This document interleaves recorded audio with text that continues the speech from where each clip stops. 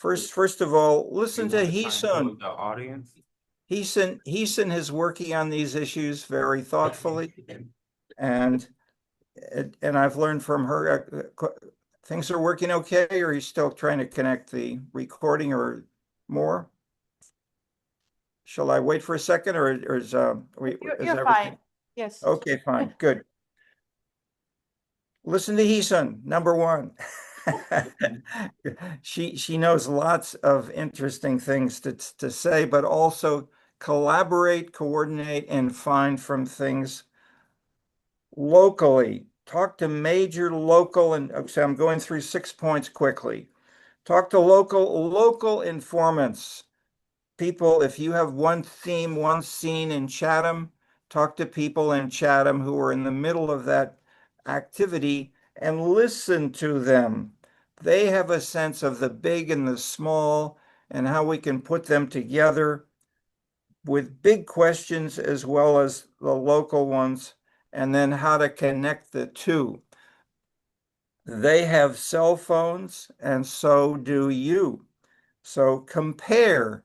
Use your cell phone to find ways of comparing, and you can see good things as well as bad things. We can recognize they're both there, but there are things which can also, in terms of policy, design, development, there are many successes right now in Chicago, nearby in other neighborhoods. There are hundreds of creative, interesting things going on right around us, and they're more globally. And they may be very similar or extensions of one another that we can build upon. 3, life is multi-causal. There are many different factors that cause problems, solutions, and all policies. Look for the multiple causes. It's also multicultural, cultural in all the complicated senses that word means. There are multi-causality, multicultural, and this is diversification. We live in a diversified world that includes variations from Chatham to South Africa to China. Compare the scene to one another in nearby and globally, as we have the tools that we can now do so, not only on the cell phone in terms of seeing people and examples, but also with data, evidence, in ways that can be potentially looked at in ways that can say where and how is my particular scene different and distinctive.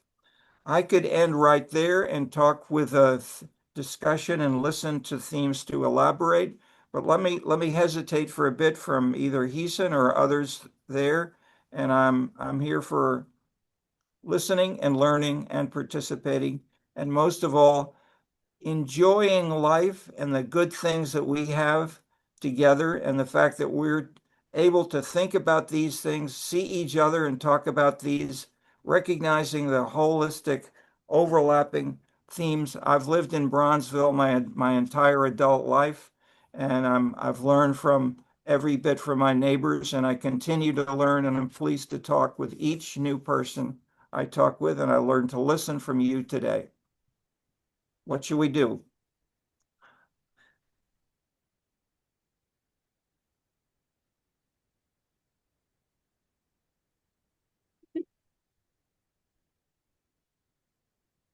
Thank you, Professor Clark, and we will continue our discussion. Okay. Mm-hmm. Okay, thank you. And Nedra, oh, yes. Okay.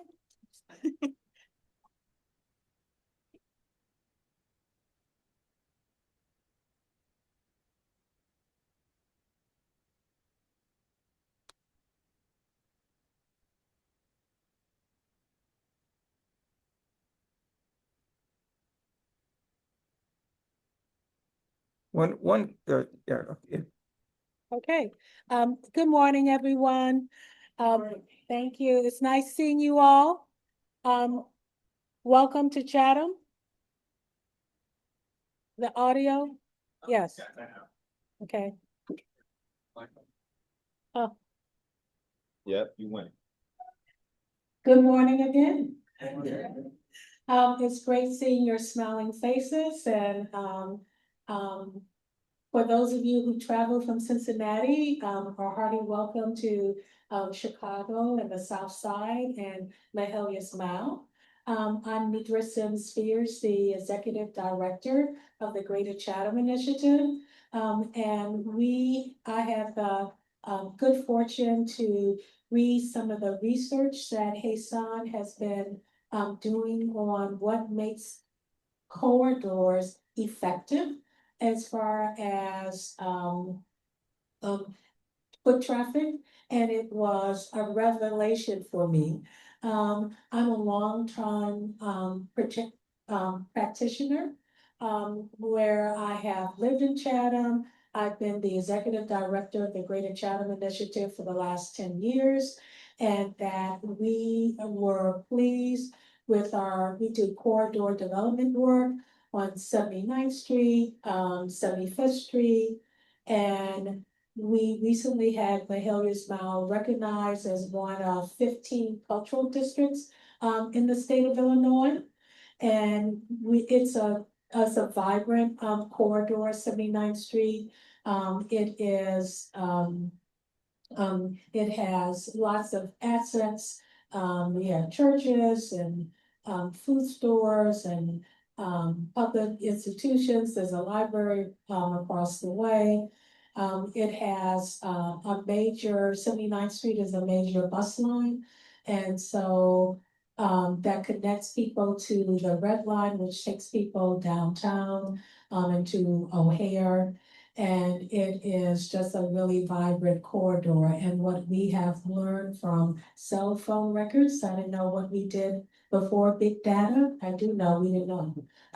Before we had the big data, we didn't know that we had 2 million people.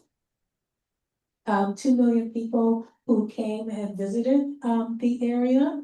And so let me back up and talk a little bit about Chatham.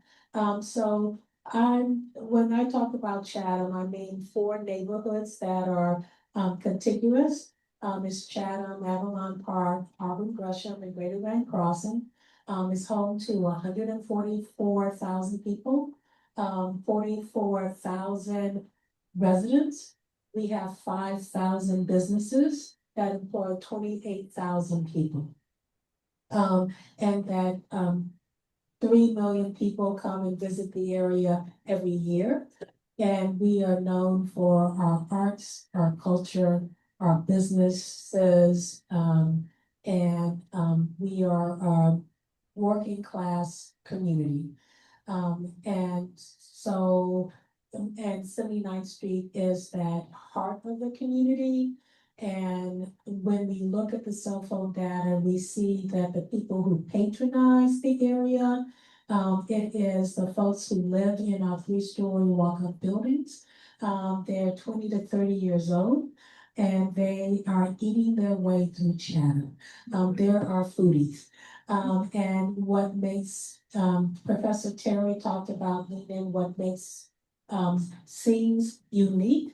What is unique about this area is that we are the soul food, Caribbean, and West African food district in Chicagoland. People come as far as Southeast Michigan and to Schaumburg to eat in our establishments. And our establishments have a regional and national reputations. So that's a little bit about who we are. I was particularly interested in Hyesun's work because doing corridor development, we want to make sure that, resources are precious, and we want to make sure that we are using our resources so that we get the biggest bang for the buck. And so in her research, when she said that nodes, 3 or 4 block areas that have food-based establishments, restaurants, bodegas, coffee shops, if they can get up to 5 times the foot traffic than areas than those that don't. And so we tested that out. We have 2 nodes on 79th Street and then one on 75th Street, which we affectionately call Restaurant Row. And on Restaurant Row on 75th Street, we have 11 food-based establishments, and 2 of which won James Beard Awards. And we looked at the cell phone data and we learned that 3 million people come to that node. So, and what we also saw is that unlike 79th Street, where we have a 40% vacancy rate, then we have a 20% vacancy rate.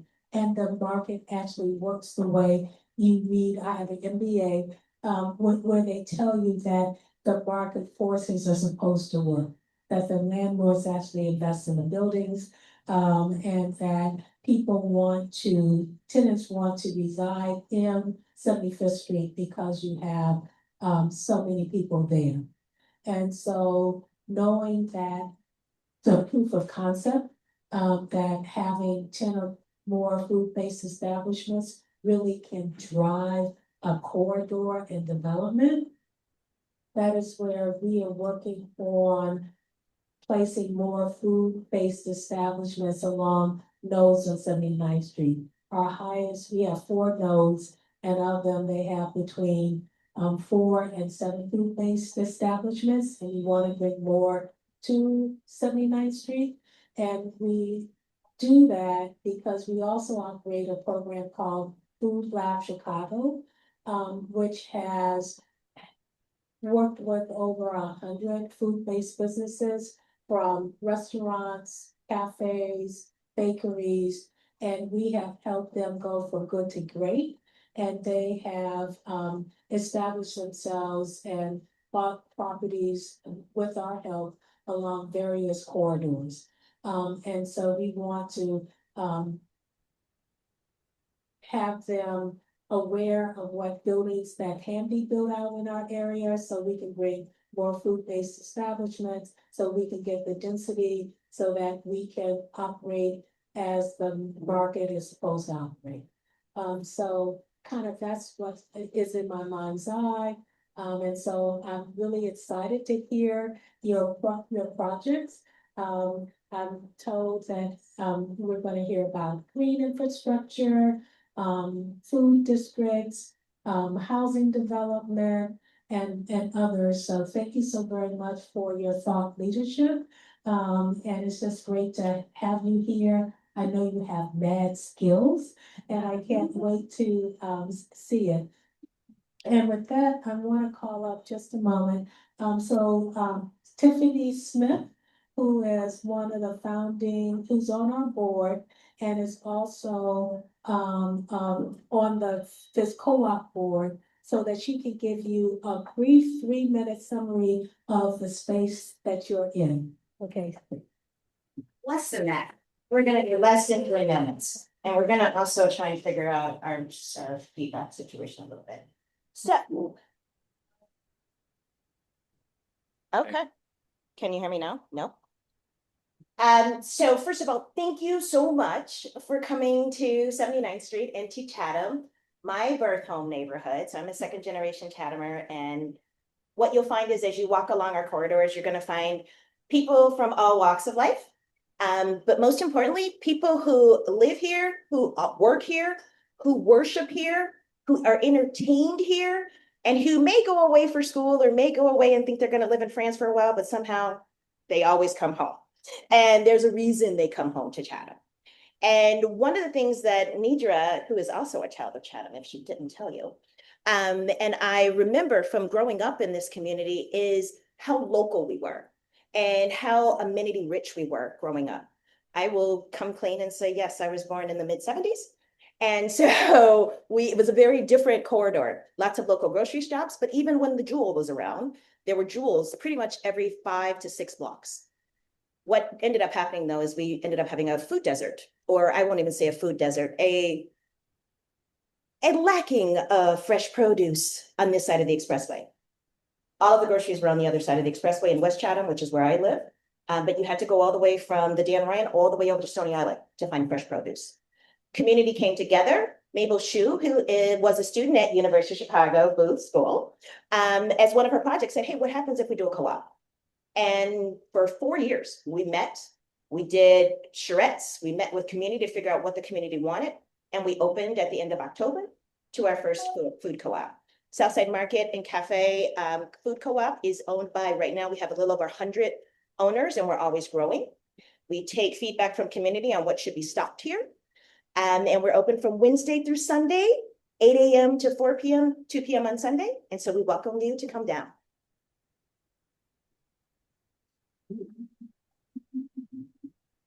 Thank you, Tiffany and Nedra, for a great introduction.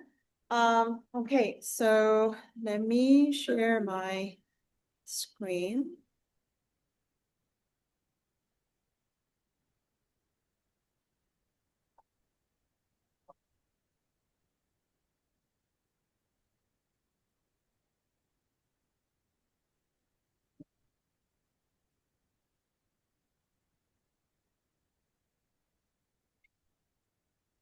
Can you hear the screen? Can you see the screen, Professor Clark? Yeah. Yes. Okay.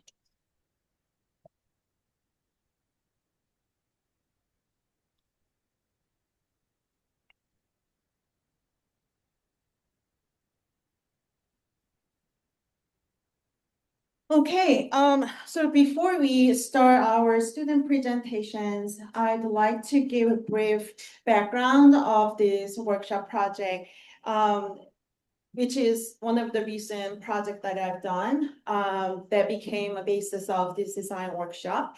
And that's where our conversation really grew between Nedra Fears and myself. I have done this research for 2 years, and this project was funded by National Endowment for the Arts. So the central question was the murals and the arts drive street vitality and economic growth. So I have done a lot of data-driven research, and particularly I was always wondering how the arts and culture play a role in sustainability and the social environment of people. And this is definitely one of this extension of my research interest. And of course, I was very fortunate to have worked with Professor Terry Clark and Emily Talent at the University of Chicago during my PhD and postdoc. So let's look at the background of these public arts in Cincinnati and how we can replicate this in different cities, including Chicago. So there has been a great artistic buzz happening in the city of Cincinnati. As you can see, there's a dramatic growth of public murals in Cincinnati, increased about 20 times since 2007. So if you are in downtown Cincinnati, that's pretty much the first thing you will notice. There is abundant number of public murals all throughout the city. And alongside this mural program, we have biannual night festival called Blink, which is very similar to Nuit Blanche in Paris and many other night festivals in different cities. And these two public arts programs have reshaped the identity of Cincinnati in recent years. So as you can see, this shows the number of murals in different neighborhoods in Cincinnati. And I was able to codify these murals, the number of murals by neighborhood. And as you can see, OTR Over the Rhine has the largest collection of historic buildings and also public murals, which is double the number in downtown. So with demographic and other data, including phone, foot traffic data, we can see how these murals are associated with other factors. So this shows that mural areas have 60% increased housing value over 10 years, which is higher than non-mural areas and the city average. But also at the same time, these mural areas still retain social diversity with more non-white residents, college-educated residents, artists, and non-auto commuting, including walking, cycling, and the transit use. So as Professor Clark mentioned, I was able to use foot traffic data from Streetlight, which collects all the foot traffic data from cell phone signals. And we can do a lot of different analysis at different geographic levels, like block level, block group level, or zip code level, and see how these are related to other urban factors like foot traffic, murals, how murals are related to foot traffic or crime or any other measures of urban growth. And as you can see, over the Rhine, downtown, and University of Cincinnati campus are the two areas with largest foot traffic on the weekend and on average. And so this shows that the weekend foot traffic of the area with a mural is nearly 3 times greater than the area with no mural. And as you can see, on the weekend, the gap is actually getting bigger between the mural and the non-mural area. And this shows that stadium areas near the Ohio River has the highest average foot traffic because of the game, but also there's a lot of different festivals happening around this area. And this shows the streetcar route as well as the mural locations here.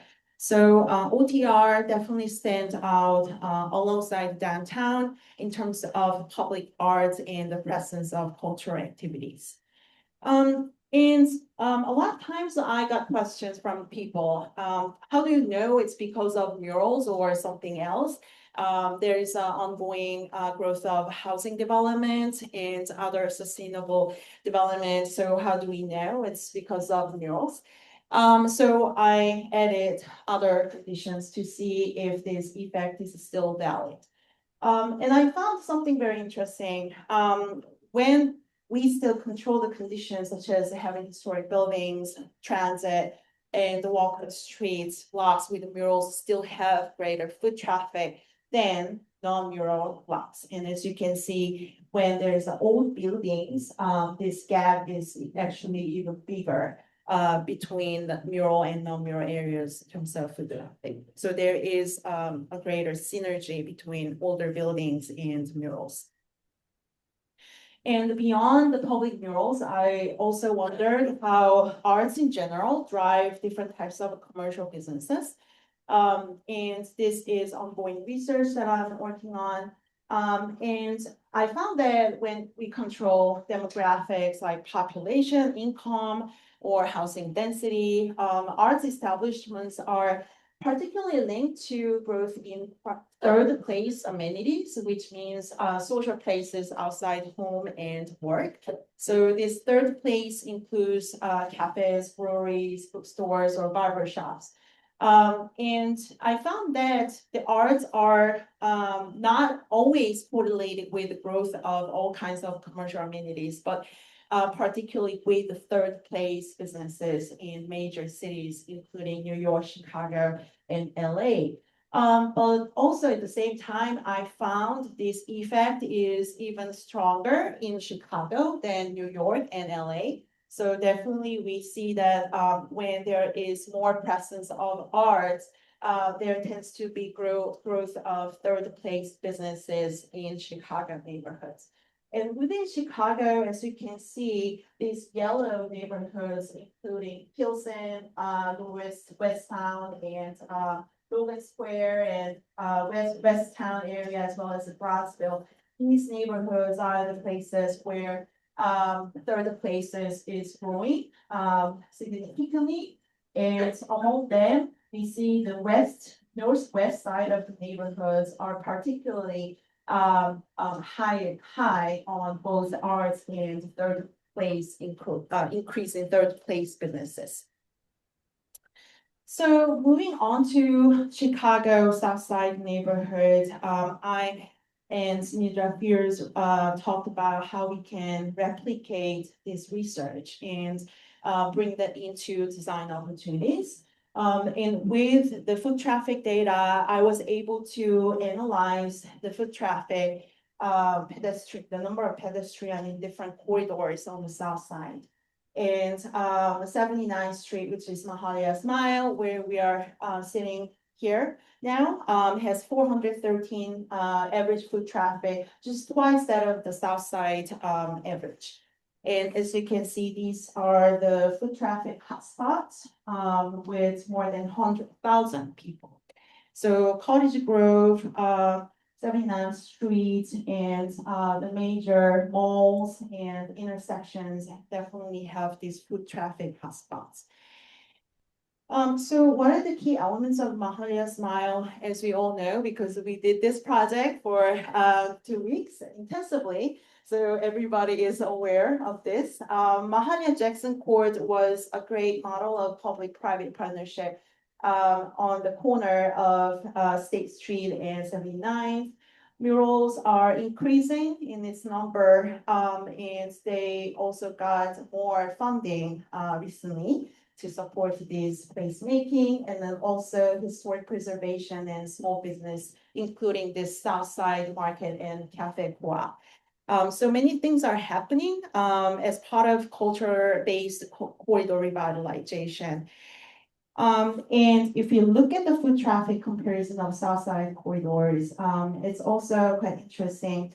I'll say most of the corridors on the south side, including Chatham, Brownsville, and other corridors on the south side, tend to serve as a weekday anchors, whereas a Chinatown serve as a destination on the weekend. And you can see there's a dramatic growth of traffic on the weekend, whereas other corridors are actually they have lower foot traffic or about the same foot traffic on the weekend.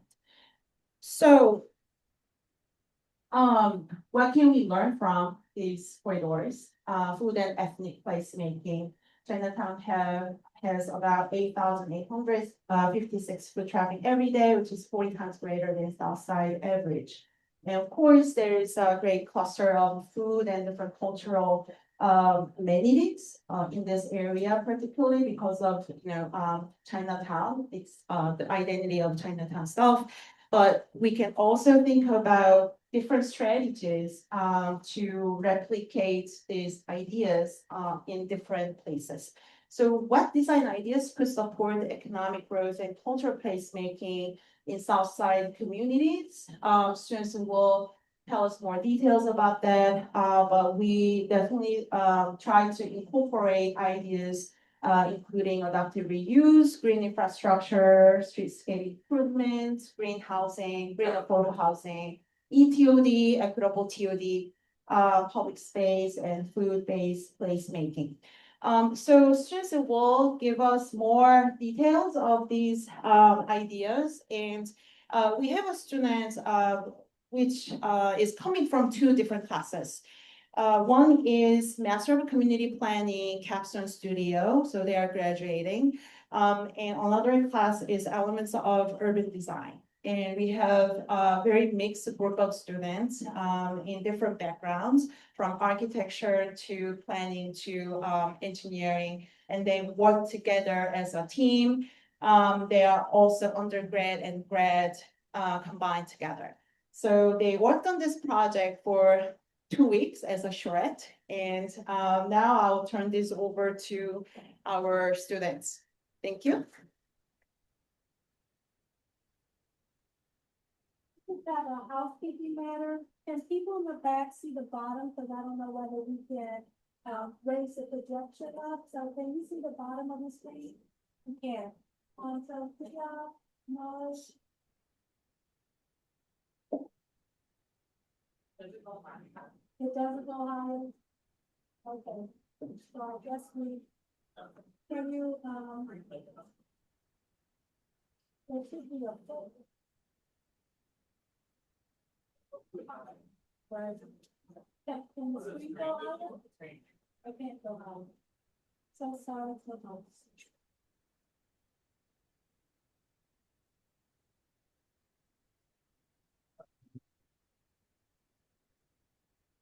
Can you see that okay? All right.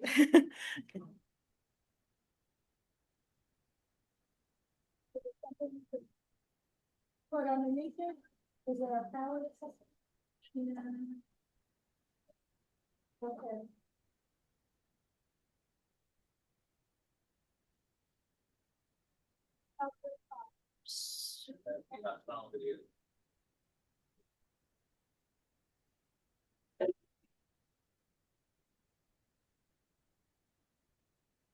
Okay.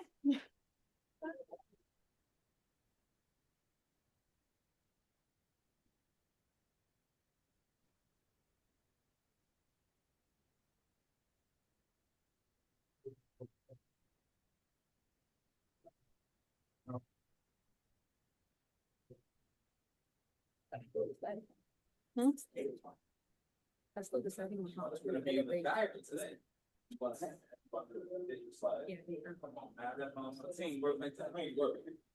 love it.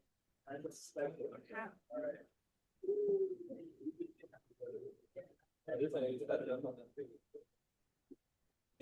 think that's the step. That's the step.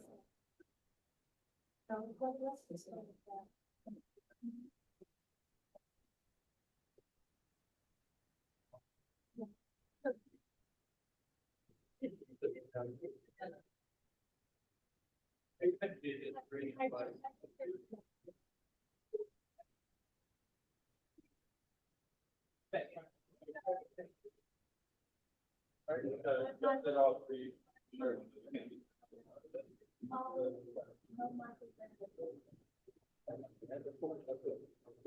This go for my.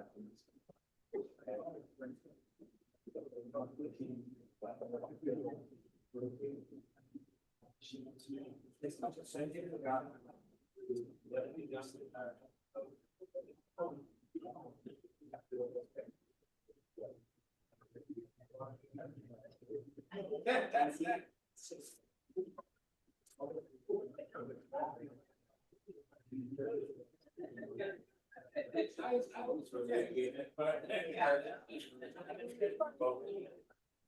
Thank you so much.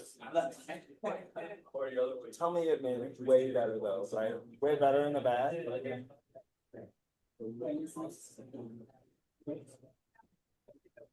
You'll do the thing that you can go away to the top.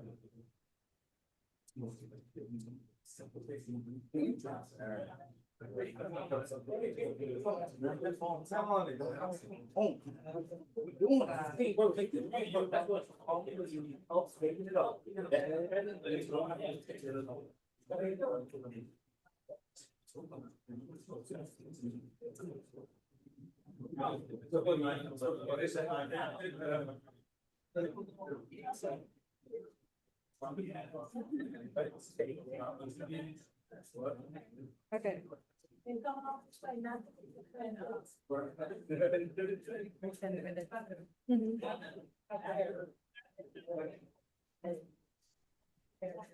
Hello, everyone. My name is Eureka Vaughn.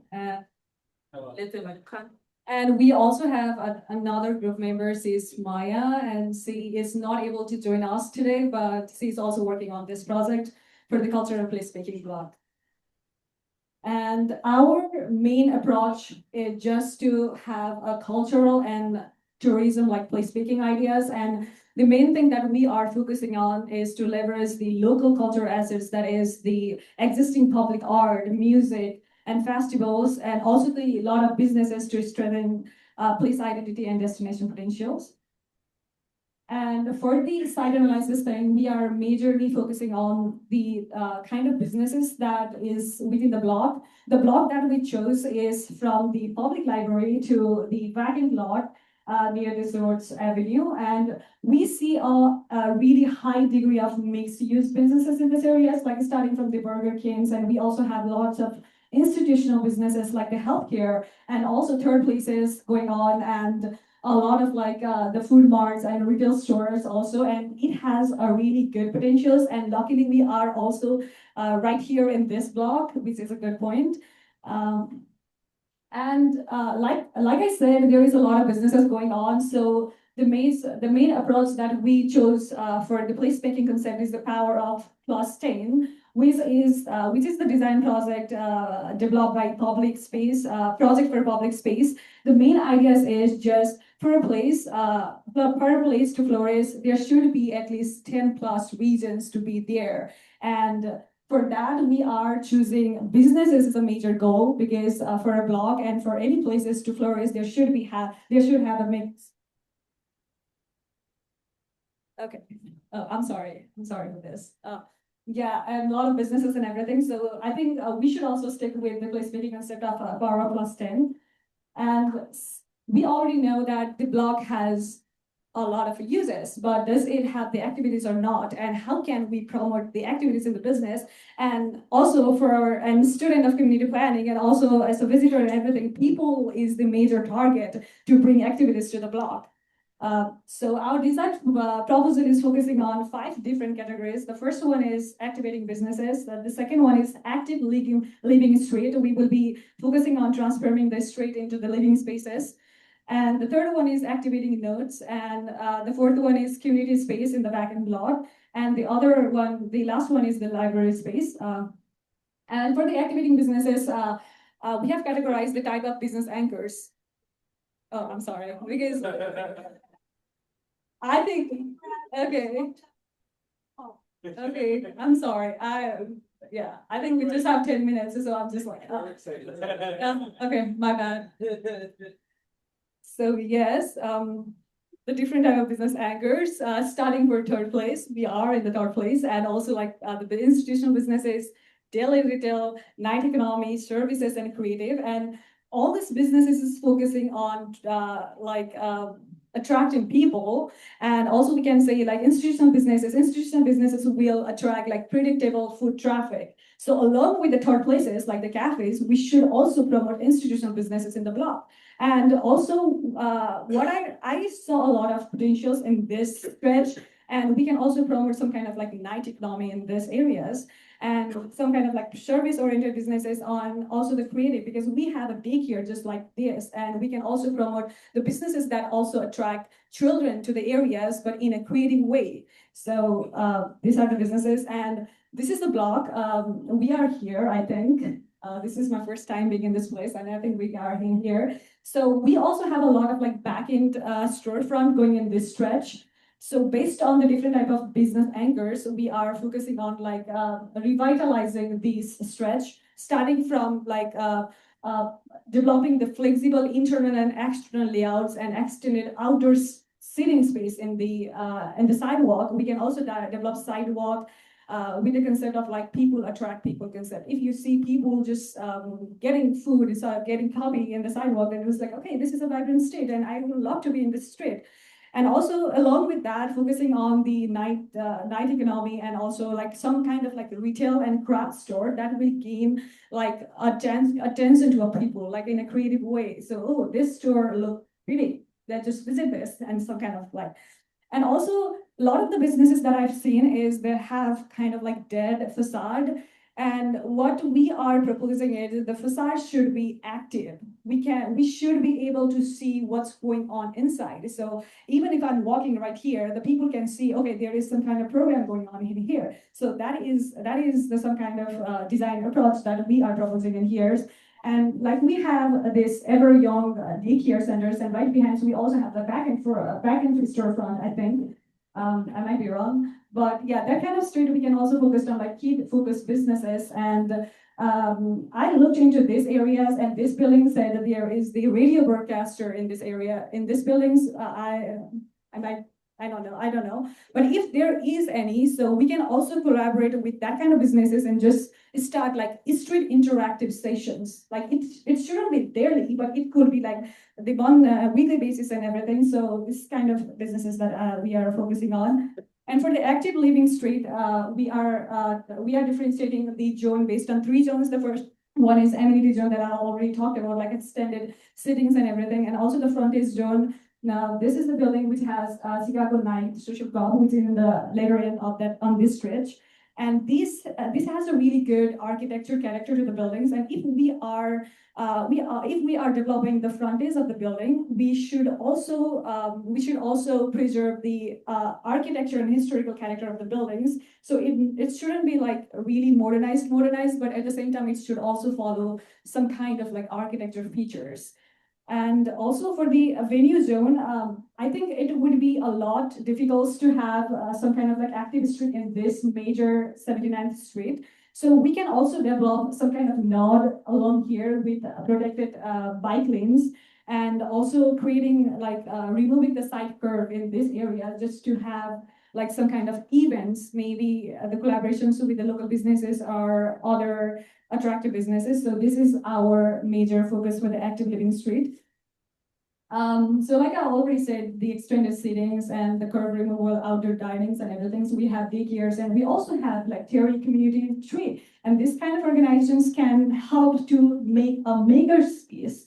Like we can also have like daily works of ideas or something that will also promote like different age group of people, starting from kid to the elderly and everything. So we are also promoting the maker space, and for the like our professor has already mentioned about the art murals and everything, and we have seen a lot of really beautiful art mural wall murals in these areas. So we can also activate the nodes and like dead buildings with murals areas, and starting from this, and also having a lot of like tactile tappings and everything in this stretch. Okay, so another key proposal that we have is the design of a community center, which will serve as a cultural, educational, and recreational center. It will anchor the corridor and ensure that it becomes a permanent place for culture, learning, and community engagement. It will also be adorned with public art that encapsulates the character, the essence and character of the neighborhood or corridor. It can be used for different things, support locals, youth programs, workshops. It also be used as a multi-gathering space for mini exhibitions,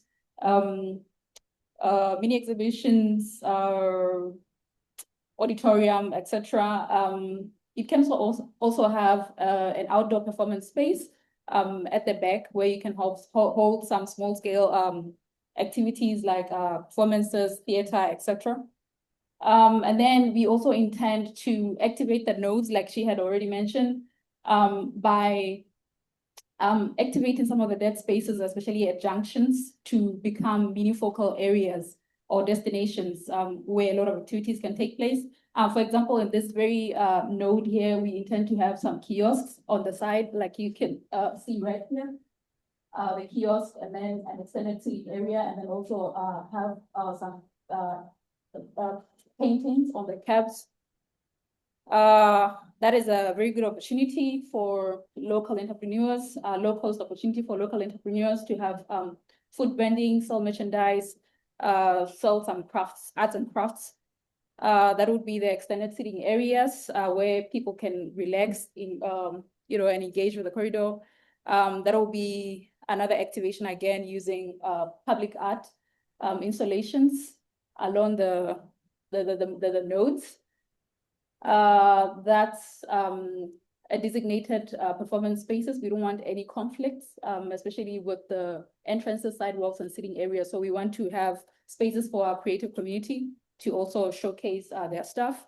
And then we also want to activate again through public art installations that are interactive.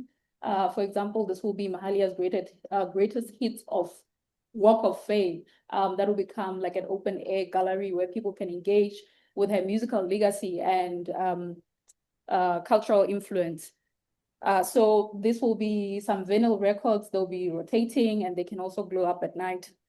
That's a close-up of the art installations. They can play the music and the vinyls can, rotate and, glow up at night. So it'll be used both in daytime and nighttime.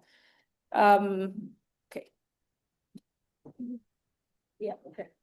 This is the library space that our other members worked on. The main ideas is to utilize the parking lots, which can be also used at some kind of like events venue or something. We do not have to install like permanent amenities or something. It should be like flexible, which can be used for parking and other events too. So our major group is just this. I think the main ideas, and we have already talked about like how we can do that. Finally, we're going to jump into the implementation. That is our phasing. That is divided into 3 phases. So we have the phase 1, which is the quick wins, or the low-hanging fruits, which can be done at a minimal cost and activate the area signal change and transformation. and then also build momentum for the corridor. For example, engaging artists to light up the space with color, with murals, have temporary pop-up markets. And then finally, phase 3, which is the long-term strategies that are meant to keep the corridor active and economically viable in the long run, like having some annual calendar of events and increasing the residential density. And then finally, the corridor will probably thrive through partnerships and funding. These partnerships can be very important for providing funding, helping in programming the spaces, and also, what else? Yeah, funding, programming spaces, etc. So that's a list of some of the partnerships and funding opportunities that can be tapped into. Thank you. Thank you.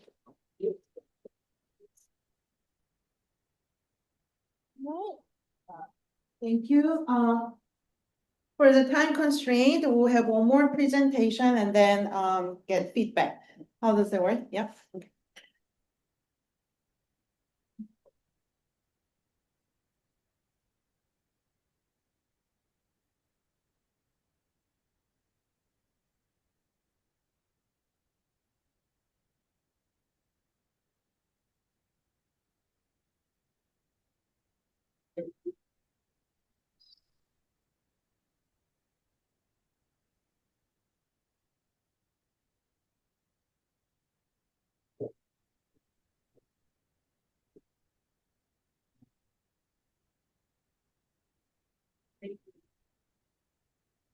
How everyone doing this morning? Was it still morning? Yes, it is. Sorry. Cincinnati time. Alrighty, guys. We are the cultural placemaking group. Can you see me okay? I'm a little tall. All right. So I am Brooke. So me. Brian? Caitlin Vickers. All right, so I'll just get us started. We did a site analysis of the corridor between King and College Grove. And what we can see is that it's primarily commercial buildings with a couple residential, a couple unclassified, and one educational. And for our environmental analysis, we saw that, we decided that it was really kind of hard to determine how many buildings had vacant storefronts, because one building can have multiple storefronts. So what we decided to do was take the structures and kind of measure by how many vacant storefronts were in that structure. So at about, if a structure has about 3 or more vacant, we just classified that as vacant. So we can see that there are primarily 14 active structures and 8 vacant, and there is only 1 green space.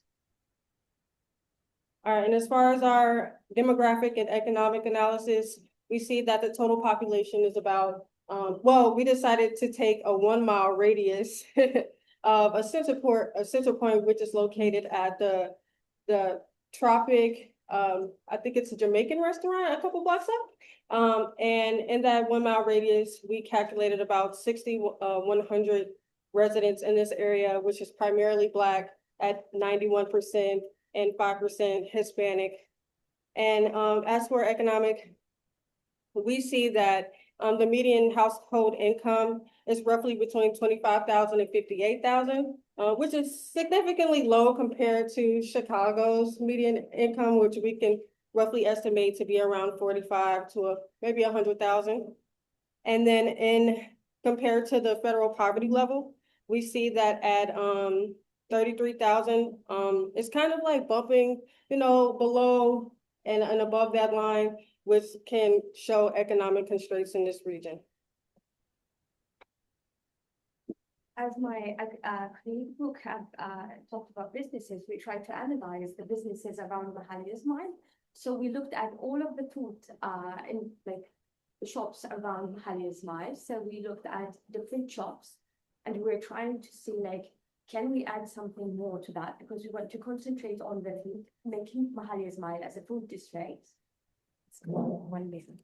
You want to go? Yeah. Thank you.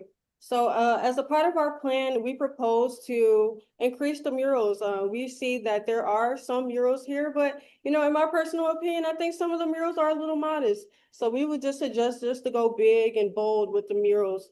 And we suggested 4, which is 1 on a residential building located at 545 East 79th Street, a mural at the library.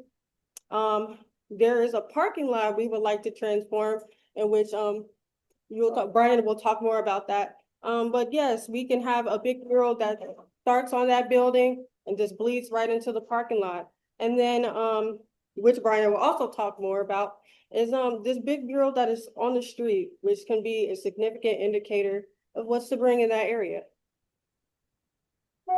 So we came up with a design concept that says from corridor to commons, a food and music park for Mahalia's mind, where food, music, and community meet. So our concept revolves about creating an anchor point that transforms the corridor into a community common. It is a place where food, culture, live music, and social activity interact by transforming the green space next to the public library into a flexible park that functions as a community food and music common. The green space became an outdoor living room for the neighborhood, reinforcing Southside culinary traditions, and the area's cultural heritage while supporting local entrepreneurs. The park would function as a daily public plaza for lunch breaks. So we're thinking about like doing the day activities for that park. So during the day, it would be like a great place for lunch breaks and for informal gathering, hosting live music performances in the evening. So that's another like activity that goes in a different time of the day, and then operate as a food market and community destination on weekends. All right, so I'm going to speak about our the block that we have right here between St. Lawrence and Rhodes. So going back to what Sonny was talking about, we essentially would like to use this block right here as the anchor point within the neighborhood itself, taking that green space and turning it into more of a space in which we can go ahead and activate and have events, celebrations, lights that will go across it, reminiscent of revival string lights that you see in some churches that Mahalia sing at. Essentially, the space is there for people to speak, sing, gather, dance, rejoice. We also would like to do street calming efforts in that particular area. Go ahead and removing the parking and widening the sidewalks and increasing foot traffic within that area and making it a lot more pleasant to be in. As well as the structure that's at the end of the green lot, turning that into a small business incubator. That way people can go ahead and test out food, different restaurant concept ideas that they have, and activating that entire space that's next to it. And then going back to where Brooke had the mural in the parking lot, we would like that to go ahead and have food trucks that could park over there, providing additional space for food and gathering as well. So essentially this entire spot is for people to go ahead, eat, gather, sing, play, and enjoy their time. And this is just a much more close-up view of it. Again, taking that road down to just the 2 lanes in one direction, no parking allowed at all. This also offers the opportunity to go ahead and close off that particular block and turn it into one large festival area. And we can have more food trucks that are able to park in that area and allow more people to like sit, eat, and enjoy themselves, making this, much more of the cultural hub within Greater Chatham. Okay, so when it comes to, let's see if I like this up. When it comes to Chicago's like implementation star guide, I was kind of digging deeper into this as I was going down the policies and everything. But with ours in particular, I wanted to bring up a couple of different options. If you just hit the next one. Thank you. So the main one that I wanted to talk about was Chicago's Road to Urban Plan Impact Dashboard, and they have the Good Food, Fun, and Food Business Incubator. Not only that, since this will intertwine with mostly the food trucks and everything that is involved. Chatham is one of those from the dashboard that I have been going through, is one of a few places that don't have a lot of funding in certain aspects. So this, in my opinion, was a great option, and so is the Artworks funding program, especially their art murals and things like that. I really do think that depending on how you all choose to go about this could be a great option for those. Not including the community development program, which will also, it should fund a portion of the park space, and if they allow like other aspects, including the food business district. So. Alrighty, guys, thank you so much for your time.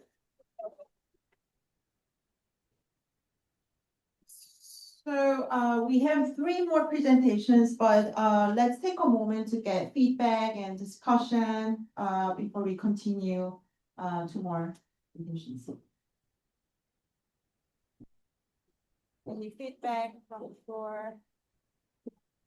And Professor Clark, any comments? Professor Thomas? I find this very impressive. I'm also working with a group across the city on the enhancing culture across the whole city of Chicago, and so this connects in ways that I hope we can show what you're doing here in other neighborhoods in Chicago to build on, as well as Chatham, as well as across the city and otherwise locally, including China, Japan, Portugal, etc. So you're there. Keep at it.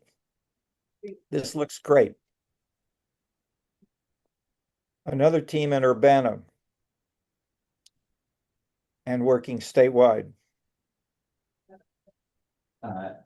Thanks. I also would say I really think it's great so far. And one thing I'm really interested in is looking at how this connects. Oh, look, there I am. So meta. How this connects to economics directly. So there's a lot of conversation about generating culture, which is a lot of the basis of our work and our research as well. And one thing that we grapple with all the time is how to get it funded. And I know there was some the first presentation especially talked a lot about different ways of getting grants and things like that. But I'm also wondering if there's a way to include in further discussions actual revenue numbers that are being generated. And also where there are specific shortfalls for different types of programs that are connected to some of these plans, so that some fundraising or talking to people can be a little bit more strategic, maybe, to get those developments.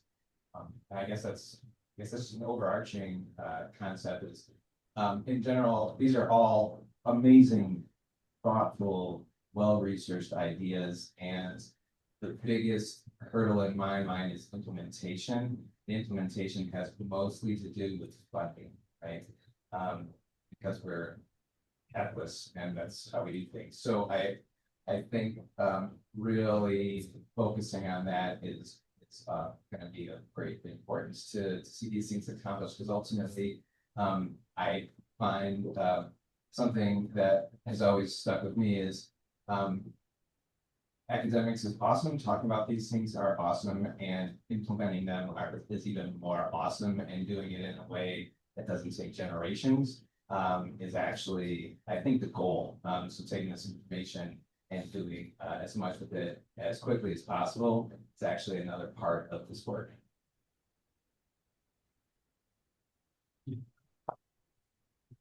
Any other comments?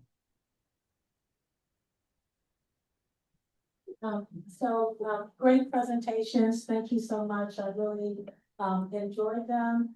To the point about funding, so we're pleased to announce that we just received a contract with the city of Chicago where we have $2.5 million to work.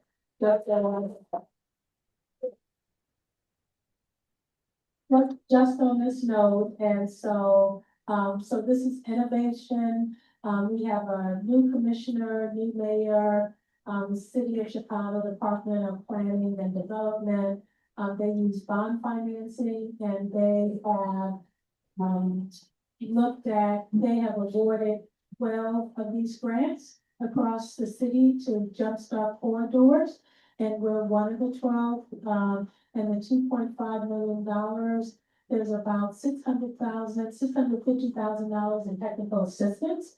And so some of the ideas that you have, we actually can hire architects and construction managers and graphic designers, and the things that you said to make the corridor come alive, the storefronts, so that there's some funding to go along that, because normally the city of Chicago, so historically, we've been doing this work for 10 years. John Hamburg of my staff has done a yeoman's job to get funding for entrepreneurs. We've gotten $10 million in funding from the city of Chicago and private sources for entrepreneurs, and it is a hard slog.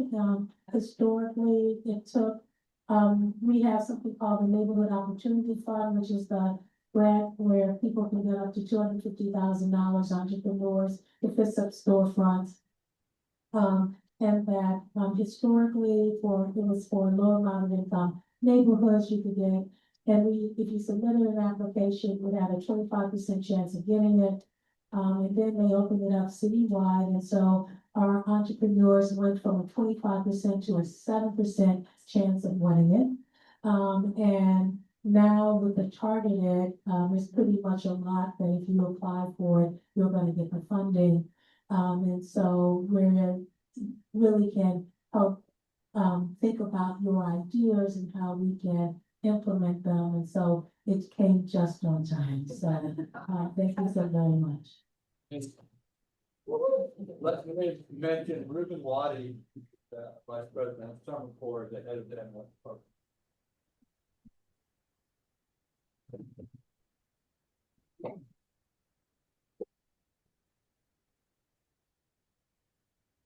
Hi, thank you. Jorge Benitez with Placemaking Development. Great presentation, all the great ideas. I just have one thought. Is any work being done on providing small clean manufacturing corridors as a incentive for economic development? We've been looking at urban manufacturing. We've been looking at urban manufacturing, how to take these empty storefronts. So the retail is gone, retail is gone. So how do we reutilize storefronts like this one? And the answer is how to make maker labs into this. We call it urban manufacturing.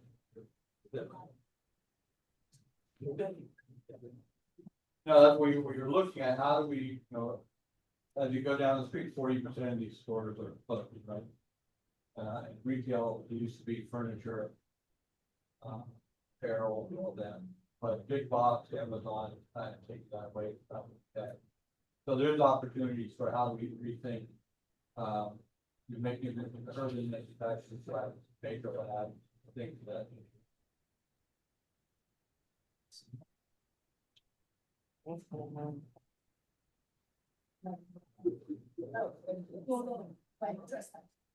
Okay, yeah. Anybody else have feedback, question? Anyone from community that's from Chicago may have questions on the presentations? Based on your experience having lived there. Yeah. It doesn't stretch that far, but please come, let's see.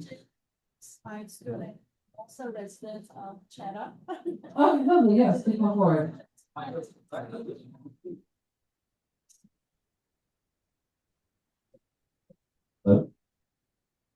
I thought all of the projects were really well tailored and really specific to the needs of 79th Street. I think they weren't like these big pie in the sky ideas, and I think that these would all be really well used. I'm sorry. I'm Jalen. I live on 86th Street, St. Lawrence. I go to UC undergrad for planning. What I was kind of curious about is, did you guys look at any organizational structures to manage them? So for everyone from Cincinnati, think of like your CDC, College Hill, Urban, whatever it's called, Clifton Heights. And I know for a lot of those events that they put on, that they're kind of in charge for the programming and the maintenance of those. That's not really as big a thing in Chicago. We don't have those neighborhood-specific organizations that take care of these events. It's kind of all either through the parks or it's just anyone can go. So I was curious as to any of the groups, either these groups or the next groups, look at organizational structures like that to program and take care of these areas. I'll say to some degree, the organizational structure, which is more focused on food processing and manufacturing, which we'll hear in a minute. Okay, any other comments? No? All right, so we'll continue. Yeah.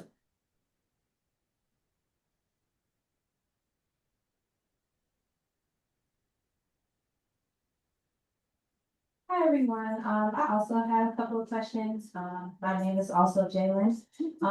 So I think that everyone did a great job presenting. So I just kind of wanted to ask, like, when you all were coming up with these presentations and finding your information, what kind of, how did you choose these neighborhoods? Like, how did these like stand out to you? You know, what kind of went into play for that? Well, this location was presented to us. So, our professor, she's working with the Chatham Initiative, so she just kind of brought this about to us. And we just decided to, see the importance in it, do our research, look at the satellite imagery, go through the streets, really get a feel for it. And then we came together in our team and just brainstorm how to make this a better place with the different, like, not category, but like some are cool, some are places, some are, with our category. Now, I'll give this to you. Yeah.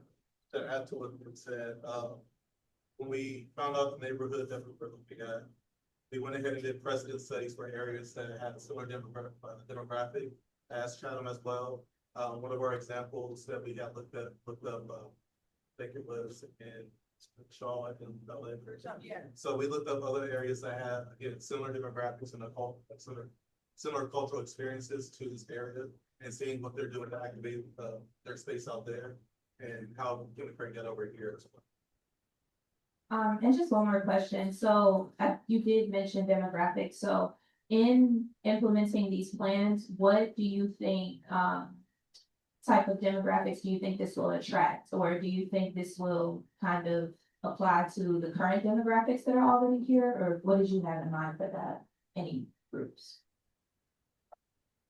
Personally, for me, I really do think with what when we try to do our presentation, we try to be obviously thought about you all first, because we want to make sure we want to live here and get full like most out of it. But if you want both, you want people to still come in. So to kind of mix both sides of it is really, really important, especially on an organizational structural standpoint. So that's from our standpoint, yeah, to make sure that both sides are to the best of our ability for what our knowledge. So, of long businesses and like expenses number also they're also looking at the retail store like functional uses that feel very flexible. So it was like it's like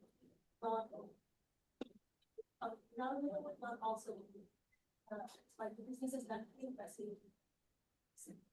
So that is Adding one more kind of what Caitlin saying, yeah, we do want people to be able to come into the neighborhood and see it, but we understand that what we're doing is for this neighborhood right here. So it is enhancing your own backyard, essentially, allowing you all to know like this is your space to celebrate it, and allowing you to come in and see how well we celebrate it, and how much you care about the space. It's not an attempt to do any like sort of gentrification in that matter.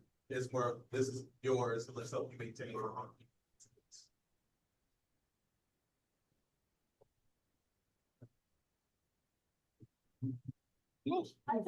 I see people standing in the back, hello, and so there's 1 or 2 seats here, so can people kind of move over this way and that way, so people can have, just sit down. There's a lot of here, just have. Touching their legs. Okay, just wanted to say, I just wanna,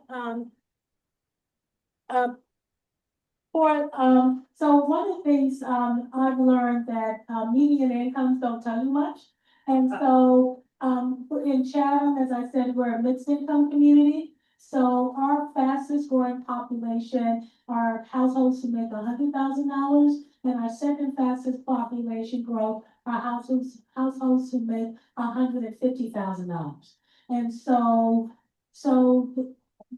And we benefited from that during COVID when people were living in the Tonier area, which is Bronzeville, Hyde Park, on the south side.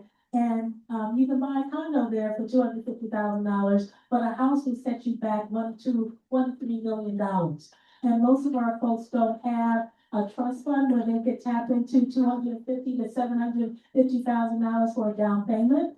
And so they decided that they would rather buy a bungalow here in Chatham for $250,000 to $350,000. So those are the people who are coming in, and our community made it very clearly known up to 10 years ago that they wanted the streetscape to be vibrant and to be reflective of them. And so we have, and also for the city of Chicago, 40% of the people who live in Chicago are not from Chicago. And so one of my big missions was to remarket our 4 neighborhoods to make them competitive with the other story neighborhoods in the city of Chicago. And to your point, activities were really important because it brought people in, and when people came to see the neighborhood and they could see the well-preserved housing stock, the tidy up yards, the good schools, people considered purchasing homes here. So, and we're pleased to have the millennials and the Gen Xers and the Gen Zers showing up in our neighborhood. So, so that's a success story. Thank you.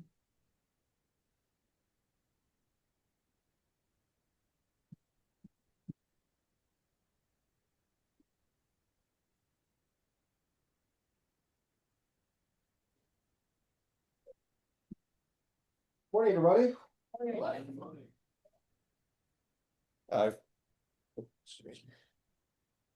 we go. Get this adjusted.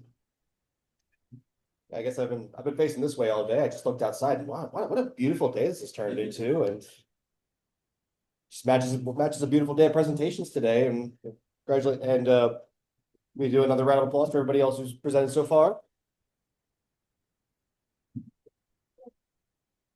My head is cut off. You're right. All right, I'm too tall for this. All right. My name is Kenny Smith, and this is my partner Jacob Sheridan. We are talking about building community through equitable transit-oriented development along Mahalia's Mile. And I gotta say, I couldn't have asked for a more perfect presentation from me and Jacob, who are both very passionate about both public transit and micromobility. So I was really excited to work on this project. But I'll hand it off to Jacob to get things started for us. Hi. So as planners, it's very important for us to engage with the community. We're not from here, so we're excited to be at Mahalia's Mile and engage with you, learn more of the personal perspective. But as planners, we're trained to try to find the trends and storylines through the data and information that we can find to get an understanding of the area that we're looking at. We looked specifically at a study area from State to Cottage Grove, and then from like 71st down to 87. It's roughly at two square miles. And in that area, there's 25,000 people. It's got a very strong population density compared to average US, but still room for growth. And while some people, at least from my background, I don't know about you, a lot of people don't necessarily see Chicago, an urban environment, as always family friendly. You have an average household size that's larger than the American average. So there's definitely families and a mix of household types. Looking at transportation specifically, one of the data points that we wanted to highlight was just that 31% of the households don't have a vehicle, and an additional 45% only have one vehicle. So there's a large population here that isn't served by large surface parking lots or gas stations or any of the car-centric development that is very common across the U.S. And that doesn't even touch the, within those households, even if they have sufficient vehicles, you've got children and elderly who aren't capable of using those, of using the vehicles. That's why what's led us to study equitable transit-oriented development, and we'll talk about why that's so important. First off, transit-oriented development is just the concept of trying to get the most building commercial and residential density near your transit infrastructure. The equitable part takes that a step further and says sometimes that can lead to displacement, and we are actively fighting against that. We want to see growth. We want to see more new people in our neighborhood, more new businesses, but we don't want that to cause people to leave. So we're taking that into consideration, but also looking at equitable in the sense of how do we make our development serve the most vulnerable, the children, the elderly, the disabled, so that that builds a community that really serves everyone the best way. Oh,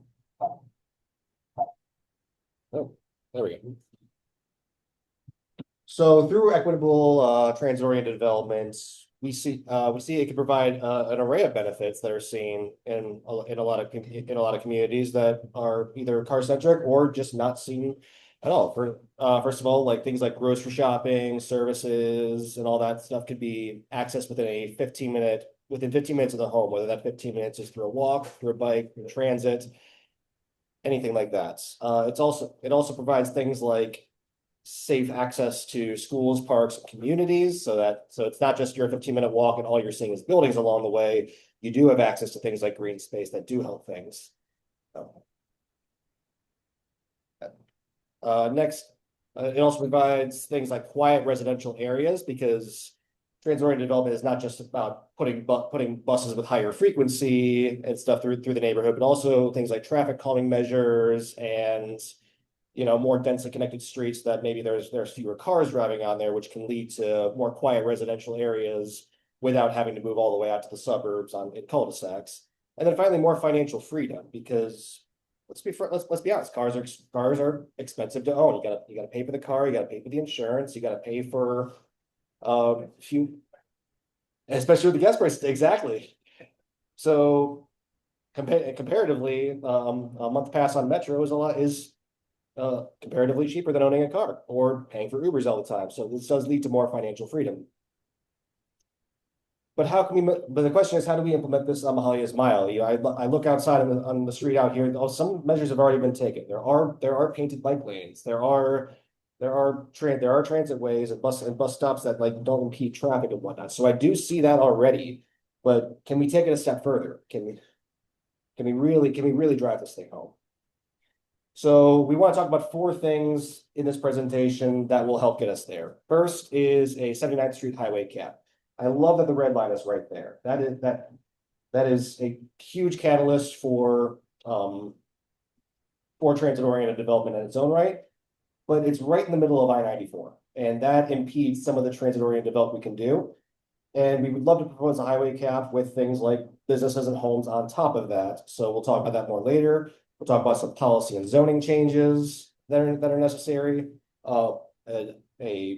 Going further with complete streets that have already been started up in here. And then, of course, 15-minute city level access. So I'll go into each of these individually. And Jacob here also produced some outstanding sketches that he'll show you as well to really visualize what I'm talking about here. So the first thing is that, again, a big TOD barrier is that a good amount of the land area around the red line station is, again, right in the middle of I-94. It leaves little room for TOD. It decreases safety for riders because, again, they kind of feel trapped in that highway. And it also leads to longer walks. And you got to walk all the way up the stairs and you got to walk halfway across the bridge. And that cuts into that 15-minute time period. So what we want to propose is a highway cap. And whenever we propose something like a highway cap, that's scary because the first thing you think is it's going to cost billions of dollars. We don't have that. We don't have that kind of money, even though you did just recently get a good amount of grant money. This would eat away at it. But if we take an example from Clyde Warren Park in Dallas, Texas, this project cost $112 million. This was in 2012 dollars, and we know inflation's been going up quite a bit in the last 12 years.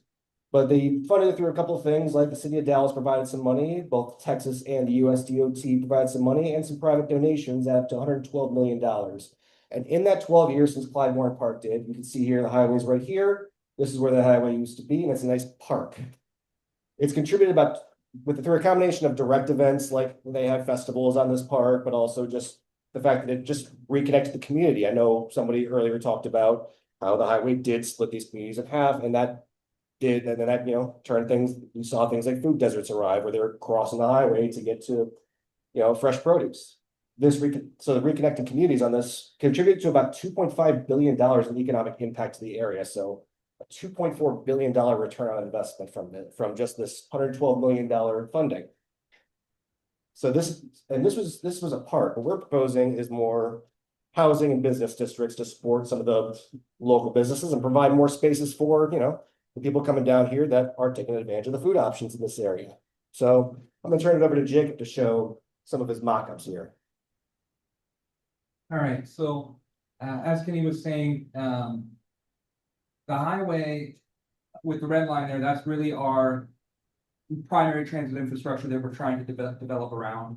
And because it's in the middle of the highway, it's actually got the least development in the neighborhood right now. There's nothing directly adjacent to it.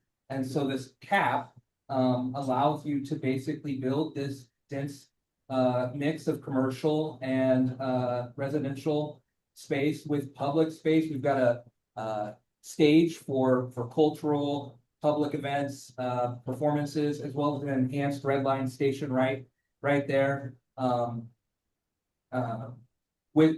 can't see it from this angle, but it's got escalators and elevators, so it's much more accessible. It really ties you into the community of Mahalia's Mile.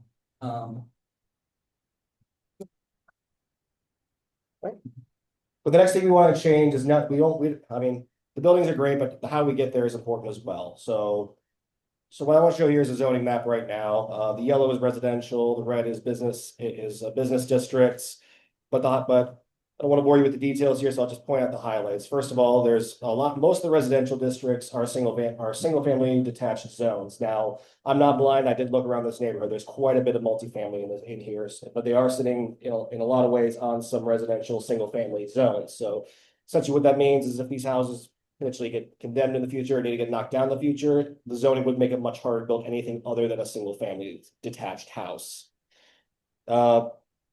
The business district is also zoned as a type of business district that is more car oriented. So again, there's a lot of pedestrian oriented businesses, but again, this is just with the future. This is just potential futures. So the zoning changes I propose would be in the residential zones, or convert everything into more multifamily, essentially just opening up the idea of more single family or multifamily, which will just naturally increase the densification or keep the current densification we have. Convert the business district to more of a neighborhood pedestrian-friendly districts that allows housing both on the floor level as well as above the floor level. Currently, they're only allowed above floor level. And the red line, convert that into a TOD zone, which will relax some height limits in the area and again, build up some of that density and create a more walkable community around what's very walkable already. The red line area specifically, we want to suggest, I want to be ambitious and say 50% of these units being affordable to, again, just keep that nice mixed income thing going. We can bring that down with a mix of small and larger bedroom mixes in there as well to encourage, mobility in case people start families and whatnot. And then for the commercial space, we want to keep the commercial spaces pretty small. I was pretty inspired when I went to a neighborhood in Cincinnati, College Hill. We see some of these big developer things with very large commercial spaces, and we find these spaces are more expensive per square foot, and as a result, there's less freedom with these larger businesses that these often remain vacant, whereas everything else is getting filled in. So we want to avoid that problem. So and also keep everything competitive in price for the rest of the neighborhood. Finally, we're going to talk about complete streets. This is already starting here. Things like lowering speed limits, crosswalk timing to make things more safe for pedestrians, bump out curb extensions so pedestrians who are crossing the street are easier to see for cars, and of course, protected bike lanes. David, you want to talk about this? Yes, this is just the gateway, coming off of State Street going down 79th. Just kind of revisioning, instead of a gas station on this corner, you've got a 3-story mixed-use building. We've got similar street layout to what's existing, but just adding in the bike lane and maintaining a nice wide sidewalk so you have comfortable pedestrian experience. And bringing buildings also closer to, removing those surface parking lots in front of the buildings, even if you retain the parking, putting it towards the back of the building, bring the building facade up to the street level, makes it much more human scale, and providing those bump outs, bus stations. Last thing I want to talk about, and we get 2 more sketches that Jake will show up. I'll be quick on this one, but especially because Eureka and Let's have talked about this kind of concept of an amenity mix, not just like to provide kind of pedestrian activity all throughout the day and not just sequester the different parts of the day, but we have morning oriented, afternoon oriented, and evening oriented businesses. They probably want to provide a mix on so that there's constant pedestrian activity, makes the business district more vibrant as well as more safe because there's more eyes in the street. And then we'll throw it up to Jacob to show up his last 2 sketches. Yeah, so just in terms of this pedestrian scale amenity rich, try to take this vantage point from where we're on the balcony of a potential apartment building. You're overlooking this neighborhood, and you can just see the vast mix of you could have your daycare. There actually is a daycare near this intersection already, but gym, grocery store, all your amenities within visual sight distance and comfortable walking distance. And, this is the Route 79 bus headed to a more equitable and vibrant Mahalia Smile.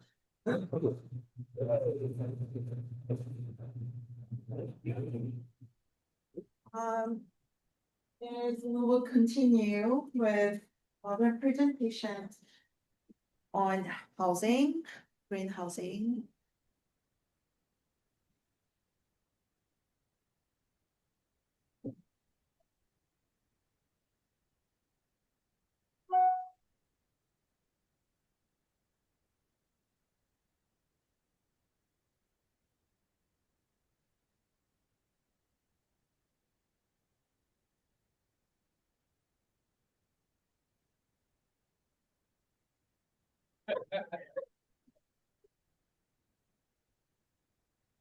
Find the right space for the mic here. All right. Hey, good morning, everybody. My name is Spencer, and I'll let them introduce themselves. My name is Travis. I'm Aarti. And I'm Iris. And we'll be talking about designing for community stability, with a focus in housing and green infrastructure. Okay, I'm gonna kick things off. So just as an introduction to our site and our idea, we are looking at a potential site for development. A lot of the other groups have already looked at it. It's on South Roads Ave and East 79th Street. We wanted to do a general analysis of what is currently there and where opportunities kind of have potential. We were looking at how there's Mahalia Jackson Court, there's Artists on the Nine, which is a art studio gathering space that is up the road on 79th and Evans. And then we saw along this cultural corridor that we had a lot of cultural institutions and 93 businesses. When it comes to opportunities, we saw that there was a lot of loss during the COVID-19 recession and decline in brick and mortar retail. So we wanted to look at how we could bring more business back to the 180 distinct storefronts that are along this corridor. So just to kind of get a start and look at what opportunities there are, we looked at Grand Crossing and Chatham, and we looked at it as poverty as a proportion of population. So I took census data on families living below the poverty line, and I considered that in comparison to the population of each of these census block groups. And we found that surrounding our proposed site, we had a above average degree of families below the poverty line. And with that, we had this kind of determinant that we could see, some growth in economic stimulation as well as opportunity for affordable housing. Another factor we wanted to look at is the potential for green space and green infrastructure within this corridor along Mahalia's Mile. We took a look at some satellite imagery data of different parts of Chicago.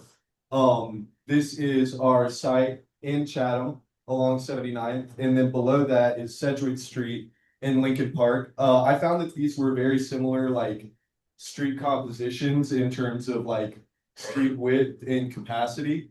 And you can see that there is a extremely high degree of vegetation and tree canopy in the area. And we kind of wanted to come up with ways that we can further stimulate that and encourage that along Mahalia's Mile.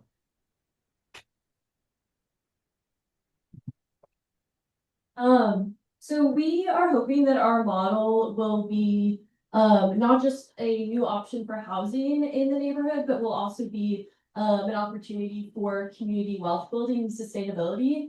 And so because that we wanted to look a little bit into how Chicago has been approaching wealth building. And so we researched the Community Wealth Building Initiative. And their focus has been on a lot of like worker cooperatives, limited equity housing cooperatives, community land trusts, and community investment vehicles. So we looked particularly into the Pilsen Housing Cooperative, which is a limited equity housing co-op, which provides an option for like multiple people to invest in a home so that you can build wealth and you can maintain affordability within a neighborhood. We also looked at a model in Cincinnati that's a little bit different. This model, is called Cornerstone Renter Equity. It's based on the idea that 40% of Americans don't have sufficient savings to cover a $400 emergency. So they created a model to build self-sufficiency so that residents who choose to participate are able to earn up to about $150 monthly or $2,000 annually that they can put towards a savings account. For this model, it is, it was for residents that were living within their specific building, but they actually extended it to the surrounding neighborhood. Different ways that residents within their model are able to earn savings include attending community meetings, participating in events such as block cleanups, enrolling in financial literacy classes, and attending healthcare appointments. So we thought this was a really unique model and idea of community sustainability, and we thought it could kind of be applied to our general housing model. So we were asking the question, what if affordable housing could be designed as a model for community sustainability? Specifically, we're looking at community activation, sustainable living, and personal growth, which we'll touch on a little bit more. So this model would be a nonprofit property management organization. The way that Cornerstone does it is they own about, I believe it's 25 units, and then they have about 150 participants in their program. For Mahalia's Mile, this could be for residents who are living within the Chatham area and the surrounding neighborhoods. It would be for households that are at the 80% that are at or below 80% of area medium income. We also wanted to consider like what type of person would be living and in this type of building, and we were thinking that it should be applicable to a lot of different types of people. So it could be someone who's entering the workforce, immigrants, seniors, single parents. We're going to take a look at one of those personas and see how they could build wealth. So this is a single mother who decided to participate in this program. She was able to save $1,000 this year for her child's future education. And she did this through a lot of different programs throughout the year, but some of them would have been volunteering at neighborhood block party, setting goals with a financial advisor, and then donating to her apartment split in exchange. This is additional ideas for how you could build wealth, split into those three ideas. So community, sustainable living, personal growth. So this is a way to build both community vitality, to be thinking about sustainable living, and then to also work on your personal growth and be building savings that whole time. So like I said, you could earn between $20 to $50 for each activity, which would amount to about $160 per month or about $2,000 per year. And participants would get to choose what activities they want to participate in specifically, so what fits them. And then we're going to talk a little bit about how that fits into our design. We'll do this together. Okay, for the community activations, we have a few programs we design on the site, like we can use the patio space for volunteering at the block party or attend neighborhood meetings and participation in the family night in the meeting room. Also, we have the community garden for the active participation on the back of the buildings. And also we have provided the center courtyard between the buildings, like they can gather there and have some gossips, or they can even have some small meetings about the neighborhood. Well, they can't see you, so you need to step up to the. Step into the camera. Okay.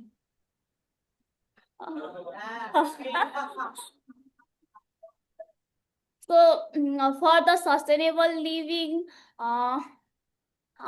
we have designed that we can even join gardening club, maintaining the green infrastructure, and we can also even participate in the neighborhood cleanup.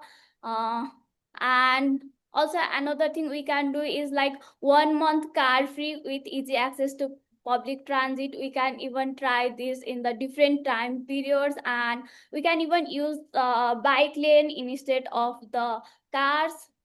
For that, also you can participate in clothing actions located in the share common areas. And we have designed like permeable bike lanes and biosoil green walls and public green roof gardens where people can come. And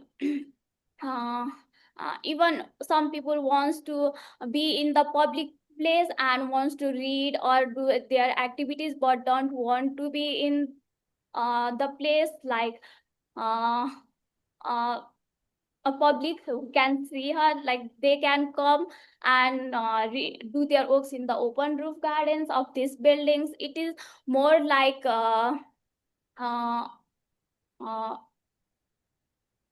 it's more like neighborhood buildings rather than the whole public one. And for the community, for the ecological, we have just added like green canopies, trees, which helps in the heating and making the environment suitable for walking, and it generates the human activities. And also we have some ideas for the personal goals like office and maker space or the kids room and gym areas. And also you can add the financial advising in the office space. And this one is comparing the site with the proposed designs, like how it is right now at the, and after designing how it looks like. And this one is from the right side and this one is from the front side. And also we use the existing buildings, like for the elements which we grow on the community garden, we can sell or other things in that buildings. And for other Yeah, so also with our design building, we wanted to include the options of selections and choices by the residents. One of the big things we wanted. Oh, yeah, thank you, Ozzy. Thank you. There you go. I'm in the picture now. So two of the big places we looked at, one private space and one public space, was our private balconies and our public rooftops. Two very underutilized spaces. Most people have probably had a balcony sometime in your life, or you've seen a balcony. It's a very bland, boring space. Not a lot of people hang out on there, only use it for fresh air. I have a balcony. and I don't really sit on it. I just open the door for the air. Same with the rooftops. If it's just a blank rooftop, there's no activation. So part of this design was to kind of create these modules that can be picked by residents to be placed in these areas based on what type of housing they have. So these are our modular rooftops. These are just two of the designs, and we'll be working on more throughout the year. But this one here on my right, your left, is a workspace, kind of group workspace.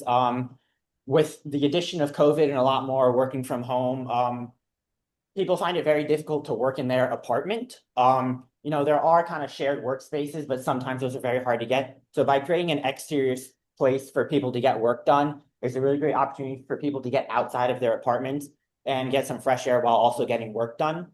On this right is just kind of a basic community, almost like a rooftop patio, seating, benches, chairs, you know, an activity space for families to hang out. I envision this as 3 neighbors on a hall all come upstairs and barbecue together on a Friday night, because that's what you do in a community of an apartment. And then these are our balconies. Balconies have a lot of variation, I think, because it is a private space. It is one of the very few private outdoor spaces that you can create that is only privately accessed through your residence. Obviously, houses have front yards and backyards, but those, while they are technically private spaces, unless you put a fence down, it's really a public space, even though we don't want people walking on our yards. On my right, on the far side, is our basic balcony.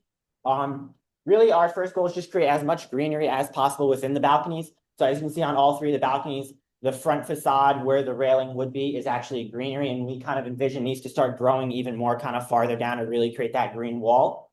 And on my right on the far end is just a basic kind of greenery throughout the wall there. This is one that's dedicated for more seating. And then this is one with an operable window, because not everybody, especially in the winter time, you're still able to sit outside. I kind of envision this almost like a greenhouse, kind of. But what's really important for all of these is to kind of include these in our green infrastructure, and each of these will receive water from rain or other water sources along with our community gardens on the first floor. So part of this is not only for the residents, but we're also trying to involve as much environment as possible to, one, reduce waste, use less water, and we're also creating homegrown products. And then just to conclude, we looked up some basic estimations of costs. Okay. So we're estimating the total cost of the project would be a little bit on the higher end, especially with the green agriculture elements included. So we think it would be about between 6 to 8 million. And then we also looked up what would the cost be for maintaining this year by year. And we've broken it up. So the renter equity specifically, we did it assuming we had 15 units, 50 participants, which might be where you would want to start out, and then you could grow from there. But we said that the equity would be about 27,000, programming would be about 30,000, property management 100,000, and then other costs would be about 600,000.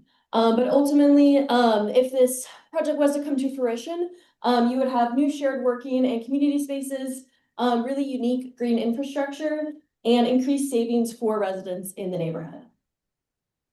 Thank you.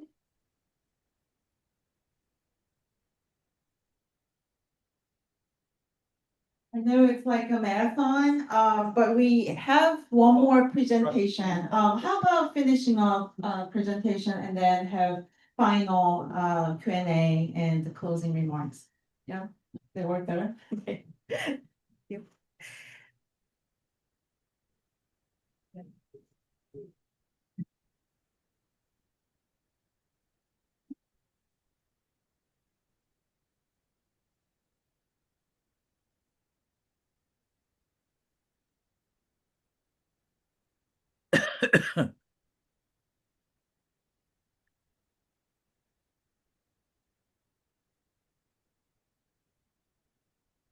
Hi, everyone. My name is Hannah Neighborhouse.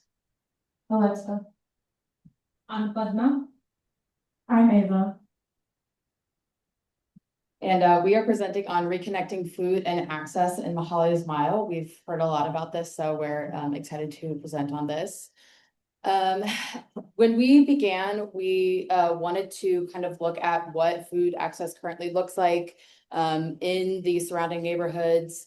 and start with like a definition of food justice. I'm sure many people in this room are familiar with that term and kind of what access currently looks like. This is probably nothing new. This map up here are the darkened areas are the tracts in which at least 500 people or 33% of the population lives farther than half a mile from the nearest supermarket. And the half mile is important. We'll get to why we use that metric. As Kenny and Jacob mentioned, only about a third of the population don't own cars. Both of these have to do with food access and just the ease of accessing food, and sort of like the day-to-day of trying to get to access food. We also looked at kind of what were the current conditions of Mahalia's Mile and the opportunities that exist. There are some underutilized spaces. There's vacant lots and some buildings on the mile that have been mentioned before that we're going to talk about what could potentially be used for. We also wanted to think about food access from a systematic approach, as planners were taught to be systems thinkers. So we looked at the components of a food system. It's not quite as simple as this, but we look at production, agricultural production of growing the food, raising the food, distribution of logistics to get food from farms to people, as well as consumption either at a restaurant or through a retail market. Some problems with a traditional food system that this might be like a typical way that a food might get to the average American, going from a farm to a processing facility to a distributed to like a big box grocery store. There's more steps, which means increased emissions from getting food from point A to point B. And then, when food ends up in when most of our food ends up in big box grocery stores, that's kind of what leads to food deserts, because those stores don't, through their economic analysis, whatever they might think, they don't locate in areas too close to each other. So then you end up with these pockets that don't have access to food. So then we wanted to look at what an alternative food system would look like from a traditional one, from a local or a smaller farm that's specialized in raising and growing certain things, to a more local distribution hub. And even that step could be cut out. You could go straight from a farm to the consumer by having a farmer's market or a small grocery store. So these are 4 sites that we've looked at for a overall food district. There is a very strong restaurant presence here and a strong focus on food. So we wanted to kind of look at those components that we talked about, the 3 components. What would it look like if they were within a half a mile? And that would be a self-sustaining loop of production, processing, and accessing fresh foods. So the Mahalia Jackson Plaza could be a place for pop-up events such as farmers markets, weekend farmers markets, or food truck events. We could have an urban agricultural site on a vacant lot where food is actually grown and produced. There is a potential to have a distribution and logistics hub in a vacant commercial space, as well as kind of a farmer's market, what you would kind of think of a public market where you would have different kiosks for farmers and producers to come in and sell their wares.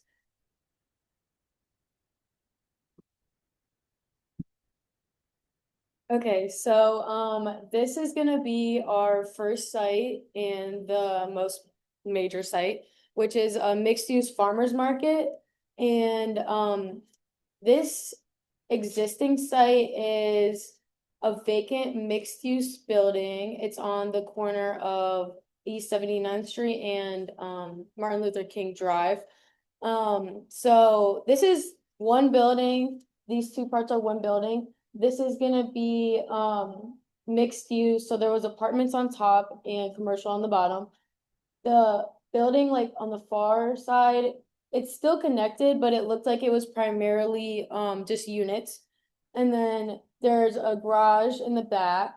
And then we are taking over the Burger King. for good reason, or yeah, fresh food instead. So the concept behind this site is to make a community-centric commercial anchor that transforms a vacant mixed-use building into a permanent marketplace for fresh local produce, a public space, and program housing. So our proposed building is, we're keeping the building, we're taking out the garage, but we're keeping the rest. And then we're keeping the far side as apartment units. And then we are extending the facade all the way past the Burger King. Burger King is no longer there, to the end of the street. And then the back of it is gonna be a public space, which you'll see renderings of. And then obviously there would have to be interior structural reconfiguration. But yeah. So then this is our renderings for the site. The left one is gonna be the farmer market space. So this will have things like local food vendor stalls, fresh produce, flexible retail spaces, and direct farm to customer sales. And then also there's gonna be gathering spaces, seating, eating spaces. And then the right one is a rendering of the outdoor public space in the back. And this could have anything. It could have outdoor seating, green space, vegetation, areas for small events, shaded areas, pedestrian paths, bike racks, pretty flexible. And then not shown would be the, well, we were looking at like maybe rooftop farming on the top of the building. And then the apartment units we were thinking could be for like farming and culinary program trainees, have it tie back into the farmer's market. And then our next site is gonna be the logistics and urban agriculture hub. This site is currently vacant commercial. The concept behind this site is to be the industrial backbone that bridges the gap between large scale indoor production, cold storage, and neighborhood-wide food distribution. So this site, we are adding a second level to it. And once again, rooftop farming. The second level is gonna be urban agriculture, and the first is gonna be warehousing, which you'll see in the rendering as well. So this is the rendering for that site. All of our designs are very flexible, very much pick what you want. So some ideas for the rooftop would be raised garden beds, greenhouses, hoop houses, rainwater collection, composting, solar panels. The second floor, which is gonna be this one, is the urban agriculture floor. This could have vertical hydroponic growing towers, growing tables, LED growing lighting, irrigation and nutrient systems. Pretty much it's endless ideas. The first floor is gonna be the warehouse, which is cold storage areas, sorting, quality inspection, washing and cleaning, packaging. And then this is our third site. The concept behind this site is a green space that prioritizes community-led food production, hands-on education, and local biodiversity. So this site can include pollinator gardens, a central pavilion for community events, sharing garden education and workshops, raised garden beds, greenhouse with rainwater harvesting, composting, year-round growing, once again, education workshops. And then also there is a school in the corner over here, and I think that could be a good opportunity to tie in children in school and agriculture. And then also like there could be a mural on that building as a possibility. Yeah, the possibilities are pretty much endless. And then for our last site, it's Mahalia Jackson Court. The concept is just to intentionally activate the existing civic landmark using flexible food-based programming to transform the plaza into a vibrant gathering space powered by local cooks and growers. So these could have events like farmer market stalls, including local vendors, seasonal fruits and vegetables, small-scale growers. It's obviously a public space. Community programming, we could do cooking demos, food education, cultural food events, community celebrations, and then food and truck events could also be another possibility. Okay, very quickly, beyond just food access, there are several other benefits that could come from establishing a food district like this. There's already a lot of momentum happening with GCI with the food lab, and I saw the community supported agricultural program that is starting up very soon. We would love to help that sustain that and into the future with these sites.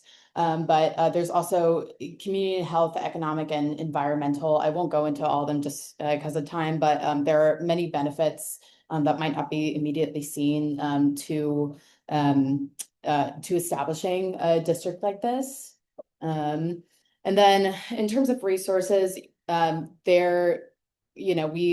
terms of hard funding and costs, that deserves a further research and sort of identifying of dollars that could go towards these. But we wanted to just identify some partnerships with organizations and nonprofits that are focused on food justice that can help decrease some costs and increase shared services. The Englewood Organic Urban Farm is a farm located in Chicago, and they can be a model for urban agriculture as well as they have a jobs program. So that could be a great model to build off of. The Common Market is a nonprofit wholesale food distributor. They work with small farms to bring their produce to everywhere they're located nationwide, and they do have a Great Lakes chapter. And then the Project for Public Spaces has a Market Cities program, which helps communities in areas support small markets and farmers and kind of consult on what it would all take to do that. And yeah, that is it.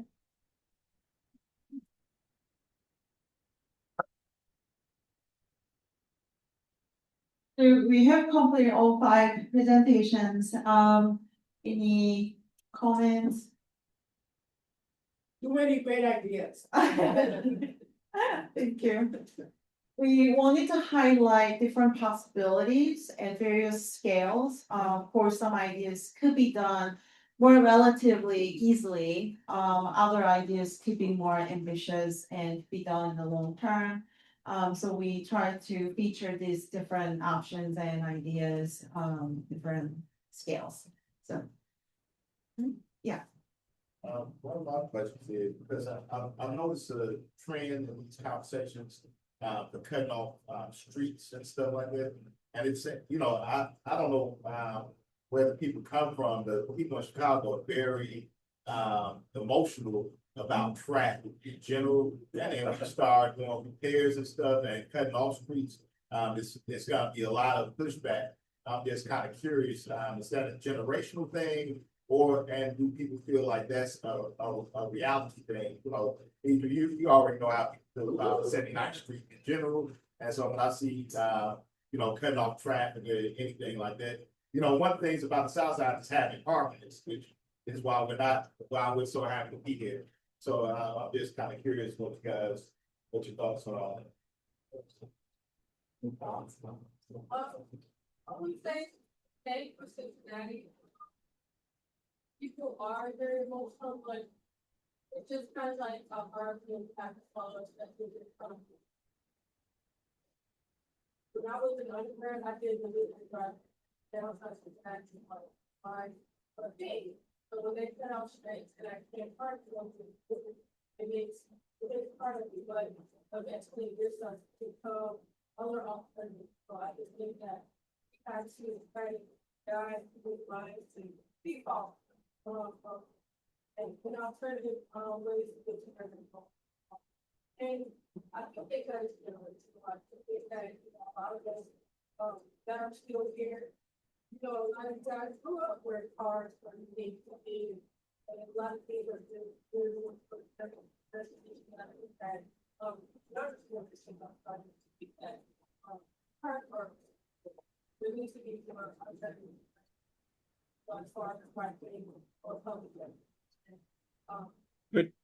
Could we pass the speaker around and close down the image there?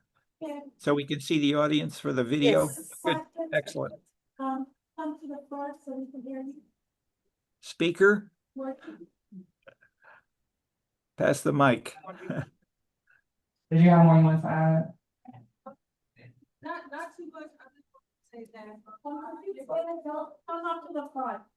Thank you.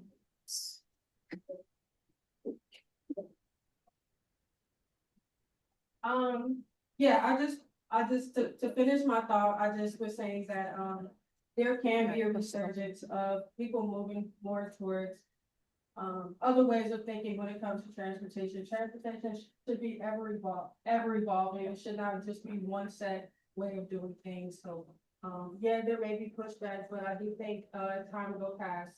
The residents will understand and move past that.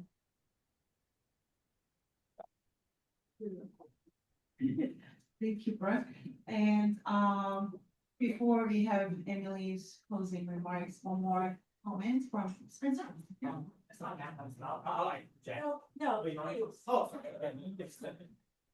I think partially on that note about the roads, I think a lot of people, especially in schools now, we've been looking at a lot more European cities. And I think what they've been doing now is they're so already centric in bikes, buses, trams and all that, that the road is almost non-existent. You maybe have a couple of main thoroughways. For example, 79th is a main thoroughway, but all these connectors, except for the few major ones, are kind of these minor roads. And I think there's a lot to be spoken about almost taking these roads away and changing them into almost a community area. There's a really cool, interesting idea. It's a European idea called the Blue Earth, if you've heard of it.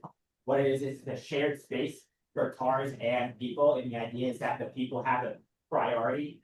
So I think it's an interesting topic about when you mention these roads and change, and I think we've all kind of succumbed to the grid, the idea of the grid in these large states, but I think there's a lot to be spoken about and kind of almost trying to break the grid and kind of creating your own idea, especially in these smaller side streets. Hi, I just have one question for everyone as well. I love the presentations. Having been from the South Side, I see a lot of things that would be actually really great ideas. I see some things that probably wouldn't work just based on my knowledge of being here. And that's why I also really encourage people from Chicago, from the South Side to really speak up so that they can get like that experience. My question is more so how I understand this is for like replicable corridor like strategies to like place across like a city. Just as a South Side, I know that people are concerned about gentrification, just what we see in New York, what has happened in Brooklyn and Harlem, same thing in LA. And I know that there's generally, I know all the students will visit Hyde Park, which is a very different neighborhood as you'll see, and like community distrust over here in 79th is something that's like really prevalent. And so when it comes to like making large changes like this, community will just at first will always have a distrust about these types of changes, even if it is beneficial. I look at Chinatown, as like you mentioned earlier, as like a really good example of where people go to Chinatown, explore the shops, they have a great time, they have major, weekend foot traffic, and then people go back to their respective neighborhoods, or if they're traveling from out of town, they'll go back to where they are. Chinatown doesn't really like experience that level of like change. And I think that is like a good model that is like what people that already live here will feel comfortable with. So I guess how do you all, when it comes to like the phasing of these plans, consider not only gentrification, but maybe like crime rates, what is current here, 79th Street is a notorious area. We are like hoping to change things, but at the same time, you don't want to displace people just because it has a a notorious like reputation. At the same time, we have like one of the artists who are from here who become like famous and things like that. And so I think that maintaining the culture, increasing the type of foot traffic revenue and things like that along the corridors, but then also keeping residents' feelings of like safety and like more so community trust when it comes to these projects. Like how do you all consider that?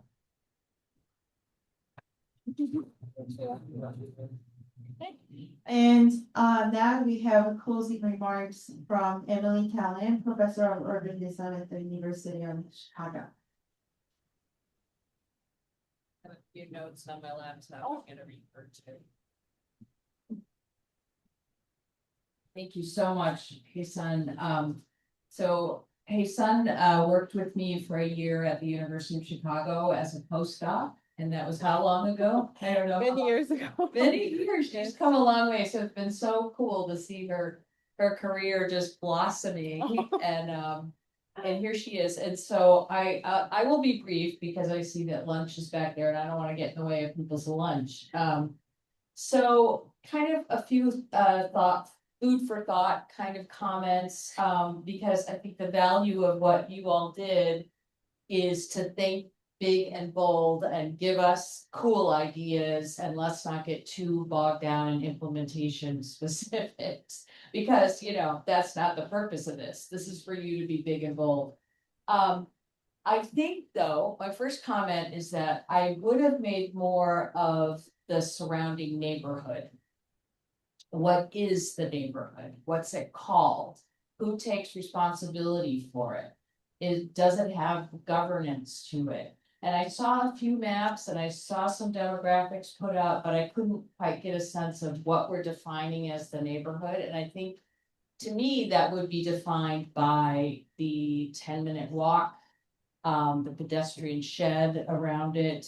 And then for the, you could take if you were looking at bike access, you could expand the neighborhood out to even a mile, as opposed to a half mile for walking. So I would have liked to have seen a delineation of the neighborhood, because ultimately we want this to be for, I would think you want these improvements to be for people living here in the immediate surrounding neighborhoods. Not everybody coming in, although they will come in on the red line when it's renovated, but so that was one thought I had. So the importance of doing that is not only kind of getting the neighborhood profile. How many kids are we talking about? How many older people are we talking about? How many single moms, kind of get the lay of the land socially. And then I would really think about what is the potential for 10 years from now? Who will live here? Can we increase density? What are the infill opportunities? And you guys touched on that a little bit, but I just would have made more of that up front as kind of a condition sort of driving everything else that you proposed. Okay, about nodes. I think this is a really, really key concept, and this was also brought up here and there, but Chicago, like many cities, is just racked by miles and miles and miles of commercial space that had a former glory, because it used to be that people walked to all these stores. There used to be streetcar lines running up and down the street. Did you have a streetcar line here? Yes. And so now what we're left with is all this vacant storefront, and that point was made. So that's why the idea of a node becomes really, really important. And that was, you talked about 4 nodes or something like that. I would have made more of that. Like, here are our nodes. And the important question there is, what is not a node? Like, what are we gonna kind of let go and not be the basis of cultural placemaking and not be included, and maybe just be housing or revert to some kind of use that is not part of the node, not part of this whole energy that we're trying to corral. So I would have made a lot more about nodes and where they are. How do you decide what a node is? I would look at things like, where are the legacy businesses? Where has there already been investment made? Did you get any neighborhood opportunity fund investment in along the corridor? So where can we, and the restaurant nodes? But the point is to prioritize along this commercial corridor. Just a note about parking. Gentlemen bringing up parking. Yeah, people freak out about parking. But I think one thing, the city has really been doing a pretty good job with their complete streets and refashioning streets here and there. So we've learned a lot about what kind of conversation needs to happen. How do we manage it so that people don't freak out about parking? And one of the things the city has learned is how important the merchants are in terms of navigating that conversation, and you need to convince them that if you let go of some of the street parking, it's not a disaster, and here's the data to prove it. You're gonna have more walk-up traffic, you're gonna have more biking there.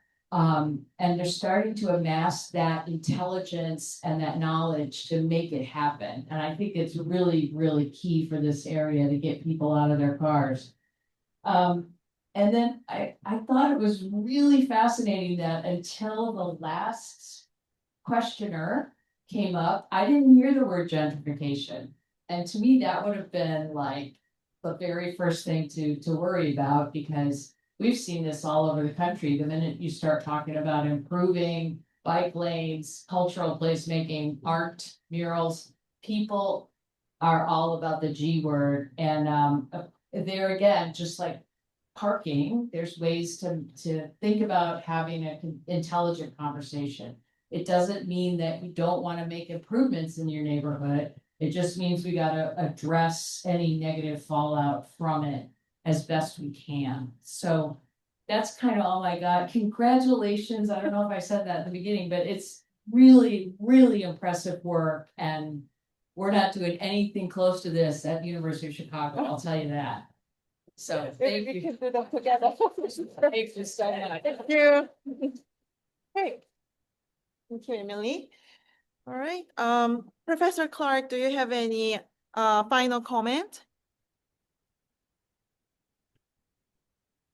I would echo very much what we've heard in the discussion. I'm delighted to see especially the neighborhood participants who are thinking specifically about Chatham and making these issues then connect as well with impressive resources that you've reached from the city, and there are more things as well which are potentially there for others.